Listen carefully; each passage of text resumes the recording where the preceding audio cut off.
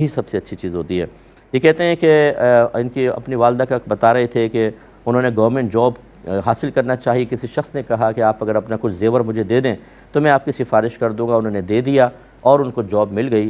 तो एक तो ये किस तरह ये जॉब हासिल करना कैसा है, और दूसरा वालदा जब किसी से कोई बात करती हैं तो वो वाक़या बयान करती हैं कि भी मैंने इस तरह ज़ेवर दे के जॉब हासिल की थी। तो अपना ये बात बयान करना कैसा है। देखें, इसको उर्फ़ आम में रिश्वत ही कहते हैं। और रिश्वत देकर इस तरह की जॉब हासिल करना जबकि आदमी उसका अहल भी ना हो, तो ये गुनाह है, बहुत बड़ा गुनाह कबीरा है कि आप किसी का हक़ मारते हैं और आपने रिश्वत दी तो लेना भी गुनाह, और इस तरह जॉब करना भी गुनाह, और फिर इसको बार बार बात को बयान करना भी गुनाह, क्योंकि गुनाह का इजहार भी गुनाह होता है।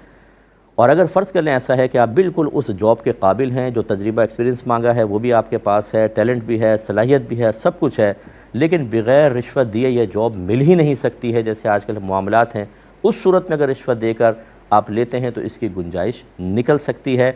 लेकिन जहाँ ख़राबी पैदा होती है वो ये होती है कि आप उसके मुस्तहिक़ नहीं होते, आपसे ज़्यादा बेहतर शख्स उस जॉब के काबिल मौजूद होता है और हम कोई शॉर्टकट मार के सिफारिश करवा के रिश्वतें देकर जॉब हासिल कर लेते हैं, तो फिर ये गुनाह की सूरत बनेगी और इसको ज़ाहिर नहीं करना चाहिए।